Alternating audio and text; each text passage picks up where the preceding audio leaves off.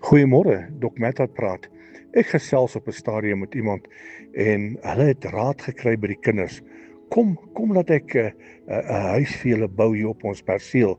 En dan vat julle nou maar van julle pensioengelde, dan bou julle hierdie erf en dan as julle naby en as julle nood het, dan kan ons julle help, dan kan ons julle versorg. So die regte ding is, kom bou sommer hier by ons. En hierdie ou mense het dit gedoen. En net 'n rukkie daarna toe ek weer met hulle praat, toe sê hulle is op soek na blyplek. En ek vra die vraag, hoekom? Wat het gebeur? Dit werk nie uit nie. Dit wil nie uitwerk by die kinders nie. Hulle maniere is anders as ons in. Hulle het 'n ander lewe wat hulle lei, so die goed werk nie uit nie. Maar nou wil ek vir u sê, as u in die volmaakte wil van Christus bly en jy doen dit wat van jou verlang word en dan en luister na sy stem, dan gaan jy altyd die regte beslissings maak.